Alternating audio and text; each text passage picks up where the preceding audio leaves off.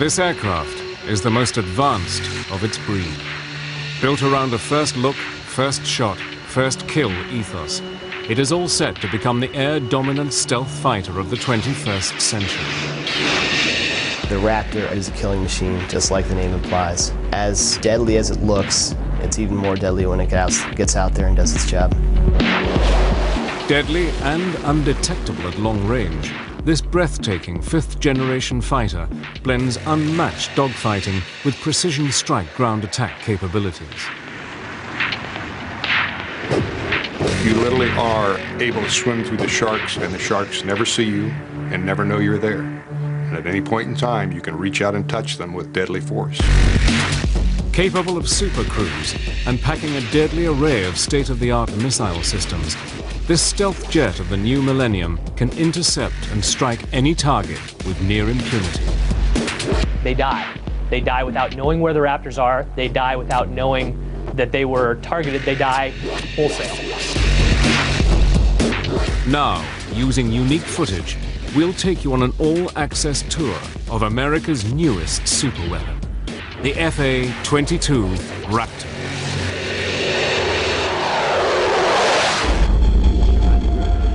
(1981).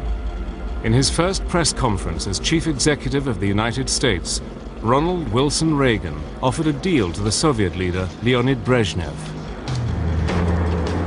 If Soviet SS-20 missiles aimed at Western Europe were removed, America would not deploy its Pershing II cruise missiles to counter the threat. Throughout the 1960s and 70s, the Soviets developed different missiles to attack in different altitude bands. You couldn't fly under the missile threat. You couldn't fly over the missile threat. You had to deal with the missile threat. One way to do that is to make suppression of enemy air defense, that is, destroying the missile sites and the radars, the most important mission for the Air Force. By the 1970s, air superiority had re-emerged as a top priority, and the US Air Force committed to building its first pure air superiority fighter, an aircraft that would eventually become the F-15 Eagle.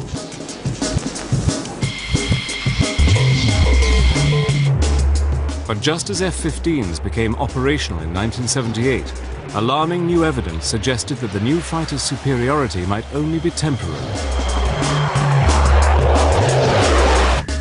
US reconnaissance satellites passing over a Soviet flight test center north of Moscow discover new Soviet fighters being tested. One was the agile fighter, the Mikoyan MiG-29, but the other came as a huge shock to Western analysts. It was bigger than the F-15 and far bigger than any previous Soviet-built fighter, the Sukhoi T-10 prototype. At that time, the Soviet Union initiated some very aggressive programs to come up with counters. And both Mikoyan and Sukhoi, both those design bureaus, initiated new aircraft development efforts. And it appeared that they were on a track that would field some very advanced fighters. If the MiG-29 had concerned the American military establishment, the existence of the Sukhoi T-10 set alarm bells ringing. These are very good aircraft. They're aircraft that play in the same league as some of the top NATO aircraft, like Phantom, and ultimately like F-15. The goal is world peace. That must be Just weeks into his first term, America's 40th president increased US defense spending by $32.5 billion and began the rearmament of the United States on a colossal scale. In 1981, the Cold War was getting very warm. As Reagan and Brezhnev squared up, the US Air Force concluded that it urgently needed a replacement for its F-15, an advanced tactical fighter, or ATF, that would have no equal. As American planners start to develop the concept of air-land battle to fight World War III, the US Air Force starts to think about the kind of equipment it wants to have when it comes time to fight the war. At that time, in the secretive black world of advanced aviation development, one technology had emerged at the forefront of all military aircraft development: stealth. During that period, the late 1970s, of course, in what we call the black world, in the world of secret programs, there was a great effort going on to come up with counters to these new Soviet weapon systems that could enable us to knock out their SAM system. And that, of course, led to the development of the F-117. Analysis of air-to-air combat in Vietnam, called the Red Baron study, had kick-started the race for stealth. An operational analysis study showed that in Vietnam that most aircraft were killed by other aircraft that they hadn't seen. So from this you get the idea that if the aircraft isn't seen, it has a tremendous advantage. Air combat data from World War II and Korea had reinforced this need for invisibility. So from this, in a process of operational analysis, the US Air Force learns that what you really need to do is be invisible to the enemy. And that means that an aircraft is designed to be as near as possible invisible to an enemy fighter aircraft. Its geometry is designed to give it a very low profile, that is to make it very invisible to an oncoming fighter aircraft using high-frequency fighter aircraft radar. The principle of stealth technology is to literally make an aeroplane invisible to the enemy. An aircraft's shape must reflect incoming radio waves away from the enemy radar, rather than towards it. To further increase low observable characteristics, an aeroplane is then covered in materials that absorb radar signals, further reducing its visibility on a radar screen. Stealth doesn't mean invisible. It just means less visible. Operational analysis shows that if you apply certain computer models to air-to-air combat, the more stealthy aircraft, the one that's harder to see, is likelier to win.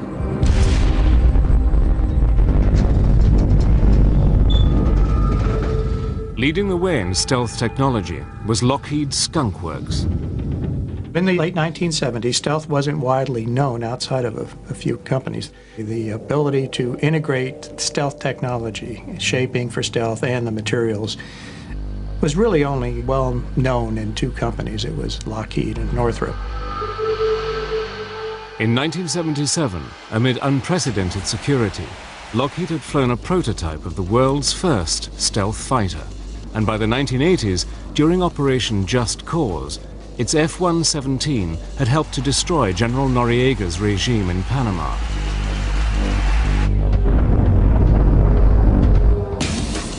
Now, the US Air Force decided that any new fighter must incorporate stealth technology and identified two other areas in which a future air superiority fighter should excel.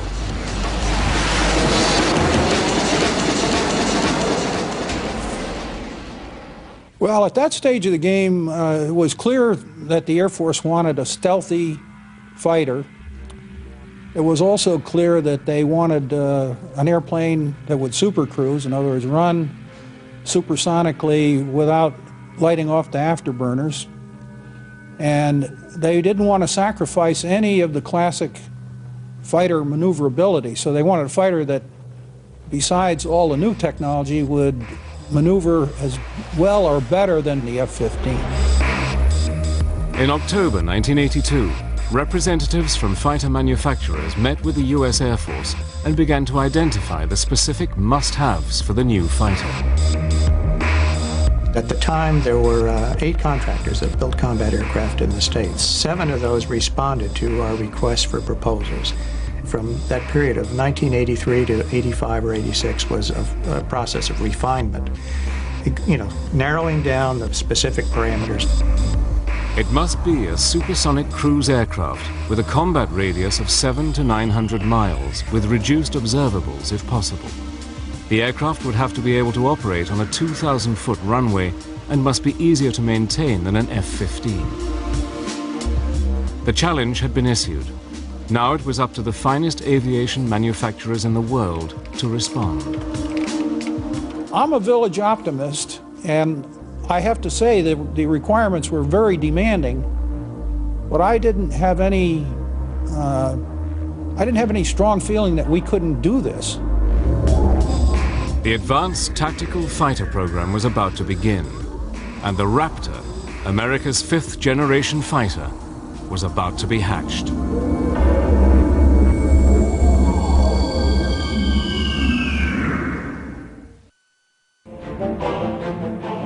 By 1983, US-Soviet relations had reached a new low.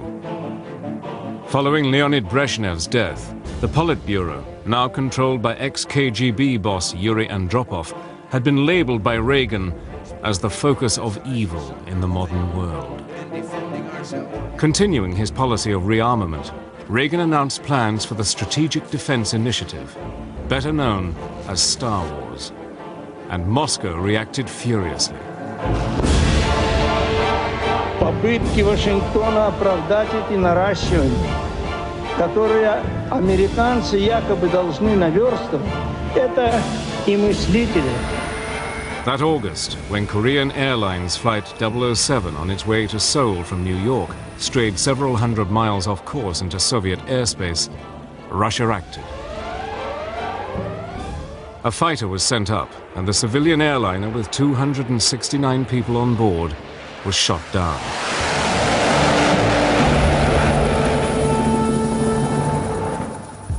The shooting down of KAL 007 sent shockwaves around the world, straining international relations almost to breaking point. What can we think of a regime that so broadly trumpets its vision of peace and global disarmament, and yet so callously and quickly commits a terrorist act to sacrifice the lives of innocent human beings?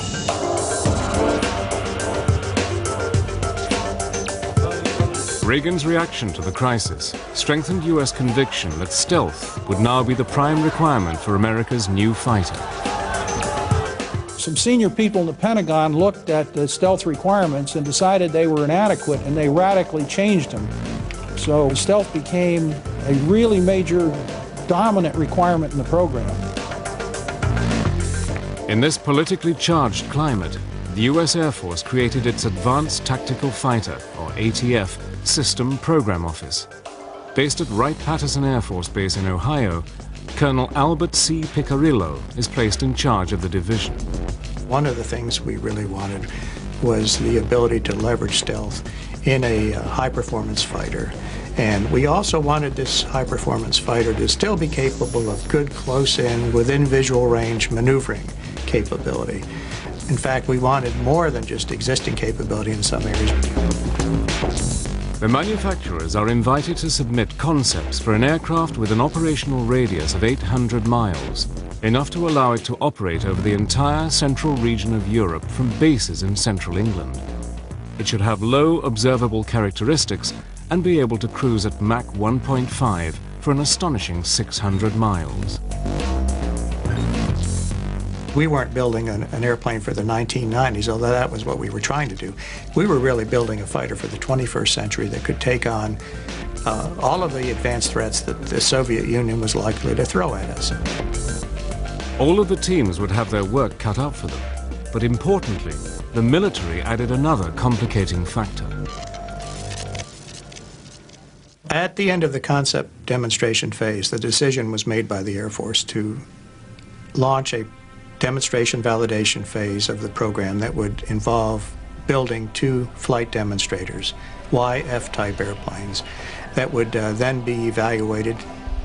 They didn't have to have full armament, they didn't have to have avionics, they didn't have to have stealth coatings, but essentially they were going to go out and show us what you can do. But building prototype aircraft is expensive, and no one manufacturer could afford it on their own. They all know that they must invest so much money in developing that if they don't get the contract, they're going to be so out of pocket, it's going to hurt the company badly. We in Lockheed made a policy decision at the CEO level that we would seek teaming. So the bottom line is we ended up deciding that we would team with Boeing and General Dynamics Fort Worth. Each manufacturer would submit a design for the Demonstration Valuation, or DEMVAL, competition, but had agreed that the winning company would be the prime contractor and its partners subcontracted to produce major components. Everybody's investment will be at least partly repaid because everybody gets a piece of the action.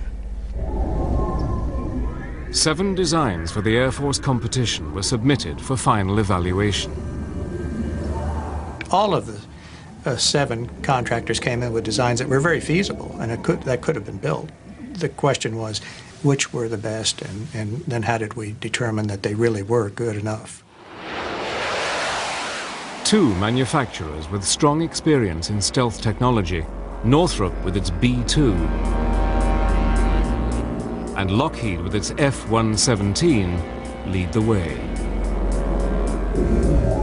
Northrop's Advanced Tactical Fighter, or ATF design, was for an alien-looking aircraft with diamond planform wings and huge V-tails. It was a design that stressed speed and stealth. Northrop came in with an airplane that really, from the very beginning, looked just like the YF-23 that eventually was built and flown. Lockheed's entry echoed that of the F-117. Its vectored thrust, arrowhead shape, trapezoidal wings, and 4 tails ensured that the aircraft would be maneuverable. The fact was that Lockheed and Northrop had significant advantages in the fact that they had built stealth aircraft and flown them. There's a big credibility factor there. On October the 31st, 1986, both Lockheed and Northrop's ATF designs were declared the winners of the competition. Under the terms of the DEM-VAL competition, each team would build 2 aircraft. At the end of the process, one of 2 designs would become America's new advanced tactical fighter. Costing billions of dollars, the new fighter would make a technological leap into the 21st century. Just 9 months after being selected to build 2 demonstration valuation fighters for the US Air Force, Lockheed shocked everyone and scrapped its original design. In July of '87, we looked at our design at that time, and we looked at what we thought it would weigh and how it would perform. And with no input from the Air Force, we decided to start over. So between July 13th of '87 and mid-October that year, basically that's where the F-22 came into the world. In a hectic 3-month process, with help from its partners, Lockheed produced a completely different configuration with a clipped delta wing. We changed to clipped diamond wings, which gave us almost the same aerodynamic performance, but a lot lower structural weight. We did the same thing with the trapezoidal horizontal tails, and the same thing with the verticals. Over the next 4 years, at a cost of just over $2 billion, America's tactical fighter competition became the largest program of its kind. And in 1990, just months after the disintegration of the Soviet Union, the shapes of the 2 rival designs were finally unveiled. And now, ladies and gentlemen, I proudly present to you the YF-22A, prototype for U.S. air superiority in the 21st century.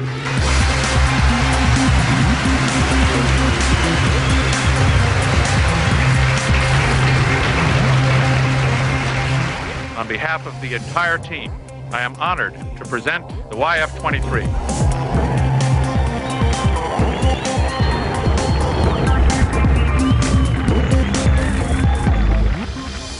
Northrop's version, called the YF-23, closely resembled its original design. Well, it was a most unusual looking aircraft, very futuristic. It had twin V-tails as opposed to what we call a cruciform, twin verticals and twin horizontals. It had a large trapezoidal wing, and it had a very slender shape when looked at from the edge-on view. In contrast, Lockheed's design, called the YF-22, seemed surprisingly conventional, with with 4 tail surfaces, vectored thrust, a broad solid body, and a conventional wing. But unlike Lockheed's other stealth aircraft, the F-117, radar-absorbent materials were not applied over the whole of the F-22, but used selectively on its edges, cavities, and crucial surface areas. You walk around the airplane, everywhere you look, what you see is something that's designed to do the job in the most efficient and effective way, and no wasted space, no wasted capability. It's truly an airplane that's intended and has been optimized for its job. The F-22 carries its weapons internally. 4 weapons bays are hidden in the central mid-body section. 6 missiles can be carried in the ventral bays, which are covered with bifold doors. The side bays will each hold 1 Sidewinder missile carried on a trapeze launcher. The mid-body section also houses the fighter's landing gear and complex inlet ducts. Right from day one on the F-22, we decided to put S-shaped inlet ducts on it. So the airplane is built with S-shaped inlet ducts so that there's no way a radar is ever seeing the forward face of the jet engine. Attached to the mid-body is the forebody, which accommodates the cockpit and advanced avionics. Both the YF-23 and the YF-22 are impressive-looking machines, but their performance still needs to be tested. The most crucial stage of the competition is still to come, the flight testing.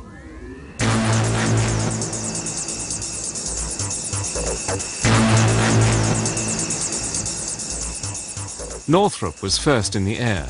In August 1990, flown by Paul Metz, the YF-23 got airborne.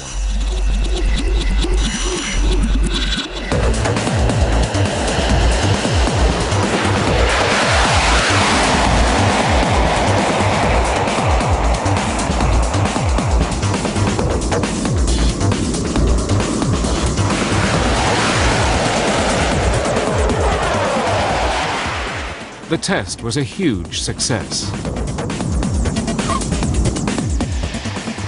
But Lockheed was quick to respond, and on September the 29th, at Edwards Air Force Base in California, Lockheed Chief Test Pilot Dave Ferguson prepared the Raptor for its maiden flight.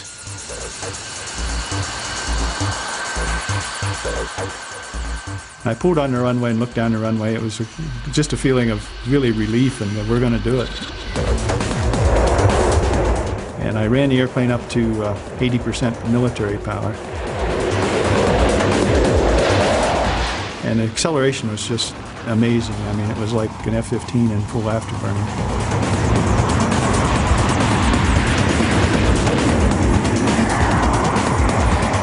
And I felt the only thing in this airplane that's ever flown before was me. And I think in the back of my mind I was saying, please fly, when I pulled the nose up, and it just lifted off.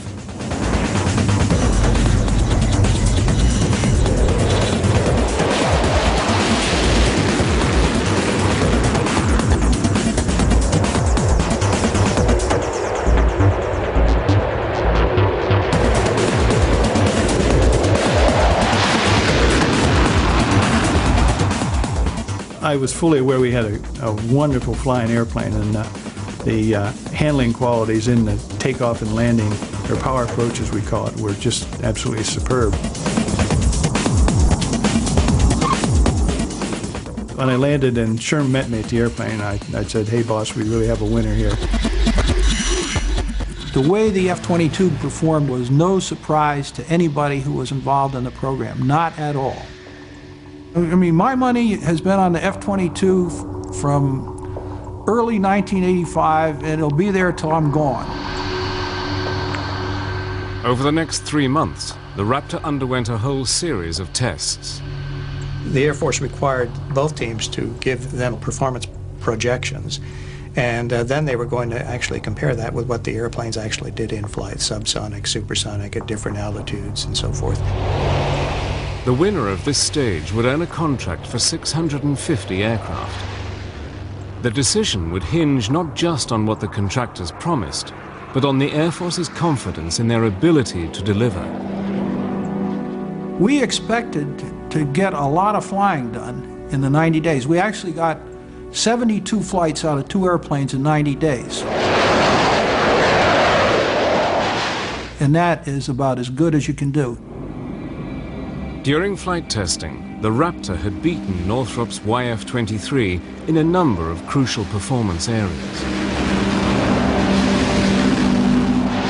We focused on the supersonic testing, including supercruising, and we did something that Northrop didn't do, and that is we did launch a couple of missiles. We launched a Sidewinder out of the internal side bay on our prototype airplanes, and we launched an AMRAAM, long-range air-to-air missile, out of the internal weapon bays.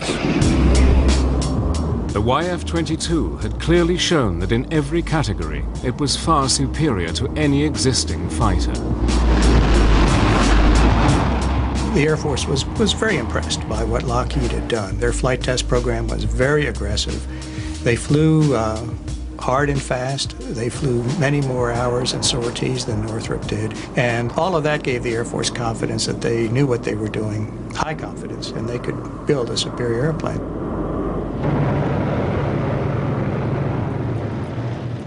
But it would be events in 1991 that would carve out the Raptor's future.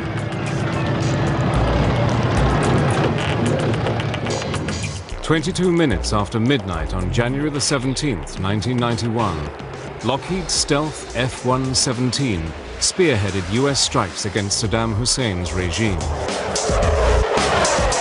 The performance of Lockheed's stealth bombers during Operation Desert Storm would give the company and its aircraft some priceless publicity. I think clearly Lockheed was benefited in 1991 by the Gulf War, where the F-117 was a star performer. And there were skeptics of stealth, even as late as that. That had to be beneficial to the program. But another aircraft also emerged from the Gulf War with a glowing reputation.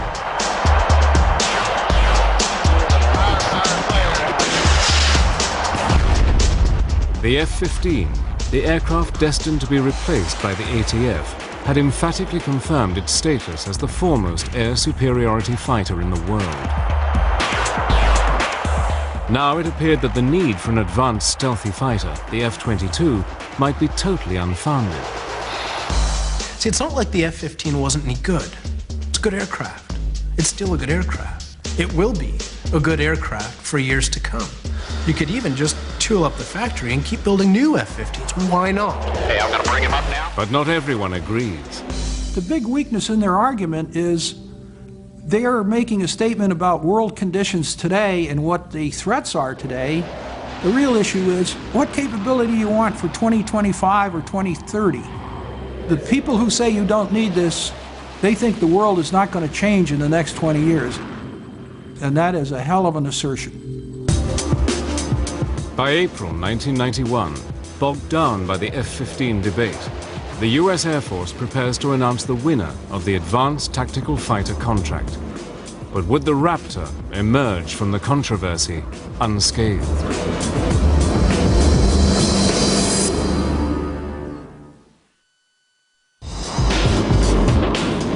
On April the 1st, 1991, the US Air Force awarded a $9.5 billion contract to the Lockheed, Boeing, General Dynamics team responsible for the winning F-22 Raptor design. Having won the contract, Lockheed announced that it intended to locate the F-22's headquarters in Georgia, where the Raptor's forward fuselage would be built. General Dynamics will build the F-22's mid-body section in Fort Worth, Texas, and Boeing would manufacture the wings and tail in Seattle, Washington.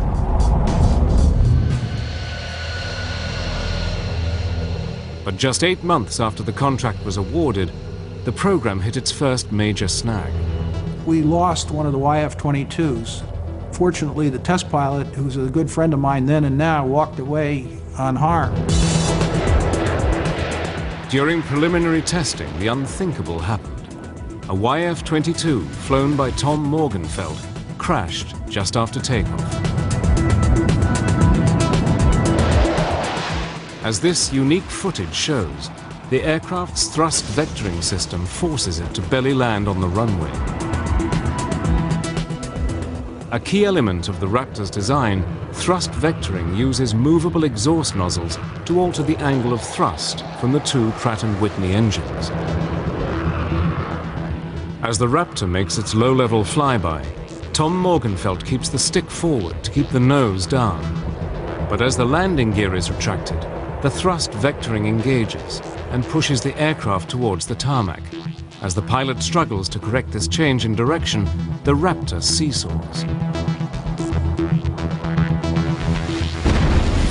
The fundamental error there had nothing to do with the airplane.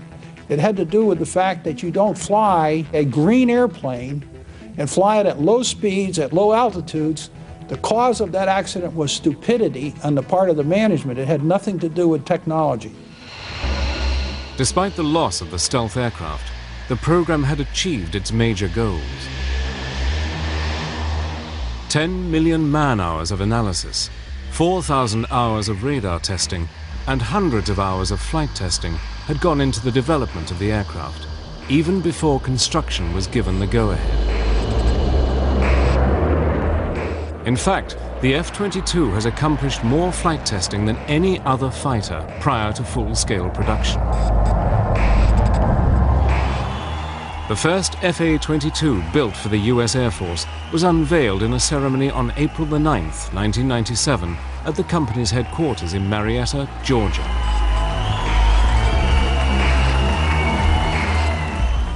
Now, Air Force pilots would get the opportunity to check out the new aircraft for themselves. I would call the Raptor the Miss America of all aircraft. It's got the talent, it's got the bikini contest won, it's beautiful, it's got all the capabilities. It really wins the show in every aspect. The airplane is eye-watering. It does everything the pilot asks of it, and it is very good at what it does.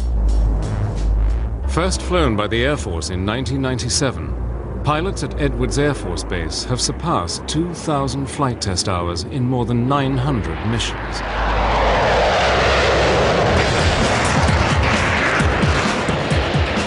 The first time I went out, one F-22, me, against four F-16s.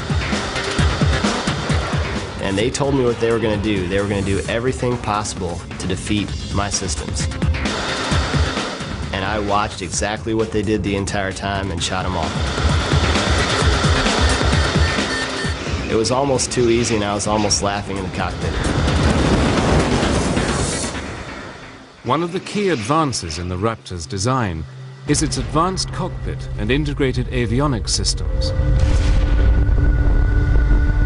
But I think really where the Raptor gets its amazing capability is the fusion of all of the different sensors on the aircraft. You have a tactical scope that combines the information of all the other sensors on the aircraft into one display for the pilot. So as a pilot, you don't have to sort through the radar or another sensor to see what's going on around you.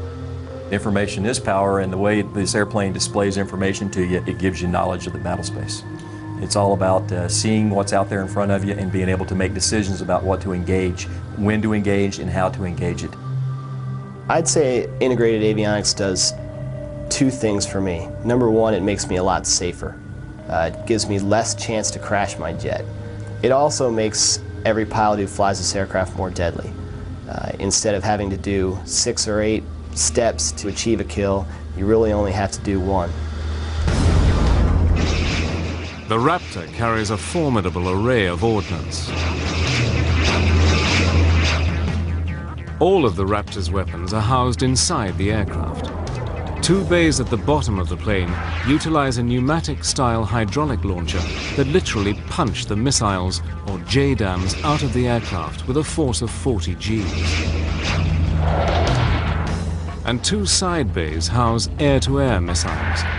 Here, a trapeze launcher moves the missile outside the airframe very rapidly, a fraction of a second before the missile is fired. And to complement the Raptor's armament of 8 missiles, the fighter also has a gun. At one point in the evolution of the Advanced Tactical Fighter program, the US Air Force had raised the question of eliminating the gun to save weight. I think that the designers of the F-22 realized mistakes of the past, like the F-4 initially being designed without a gun, and realized that you should never say never about a threat that you're going to face or a situation you're going to find yourself in. And so the Raptor has designed itself a gun. Will anybody get close enough for us to use the gun? Well, hopefully not, probably not. By the late 90s, pilots in the Raptor program were convinced that their aircraft was made of the right stuff and would easily be able to outperform and destroy any other fighter in existence. It is the sum of the parts that makes the F-22 so capable. Probably most important in my eyes is the stealth. Having an aircraft that nobody can see is just a tremendous, tremendous advantage. The speed, the maneuverability, the precision, all those factors are incredible also. So when you put everything together, the Raptor is just incredible. But this belief was exclusively based on controlled flight and missile firing exercises. What the Raptor's pilots really needed was combat experience, and they were about to get it. Before the FA-22 Raptor enters operational service with the US Air Force in the autumn of 2005, it will have completed thousands of hours of vigorous combat testing. But since Desert Storm, critics of the F-22 program claim that the F-15 Eagle, destined to be replaced by the Raptor, already has the attributes necessary to remain the world's preeminent air superiority fighter well into the new millennium.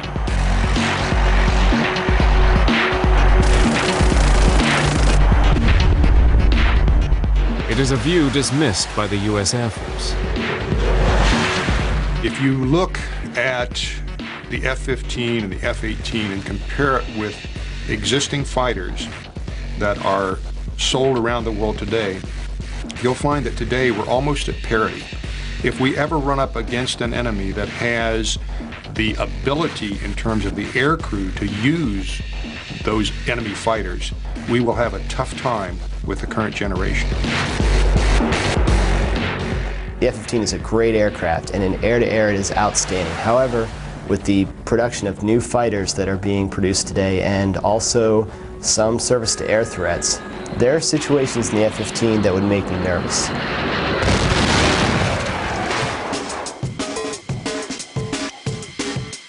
In March 2003, supporters of the F-15 got the opportunity to see whether or not the Eagle was still the best fighter in the sky.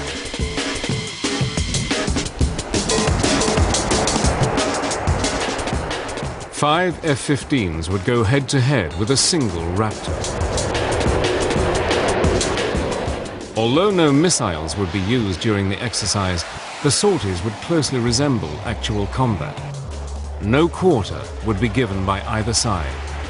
This was a kill or be killed exercise. There was 5 adversaries and me, and my biggest concern was running out of weapons too soon. All 5 F-15s are flown by experienced F-22 pilots. One by one, the Raptor brings them down. I could never see them. I never knew that they were there, and I died. You got someone locked? Roll up. I could hear him on the radio calling his simulated missile shots, Fox 2, and knowing that this was getting really unnerving because I could also tell his range was closing rapidly on me. There, 17,000, splash, splash. I don't think anybody ever saw me the entire time that while we were out in the airspace. Bandit, bandit. Fox. Could not find him no matter what I did, and the next time was when he flew directly over the top of my airplane. I saw him visually. Well, in 3, 2, 1, snap. I know firsthand from flying the Raptor against other aircraft and flying other aircraft against the Raptor that it's like clubbing baby seals. It's so easy. The first indication you have that an F-22 is out in your area of responsibility is when you are in your parachute heading down towards Earth and your jet is falling a little bit faster than you are. In combat testing with F-15s, the F-22 Raptor has emphatically proven its doubters wrong.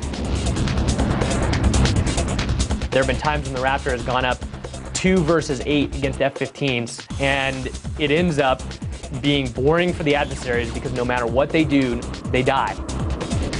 Having flown the F-15 and now having flown the Raptor and seen combat, I would not want to be on the receiving end of what the F-22 is capable of.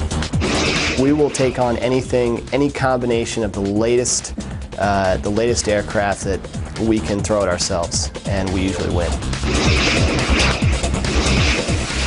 To date, 27 F-22 Raptors have been delivered to the U.S. Air Force and are in limited operation at Edwards, Nellis, and Tyndall Air Force bases.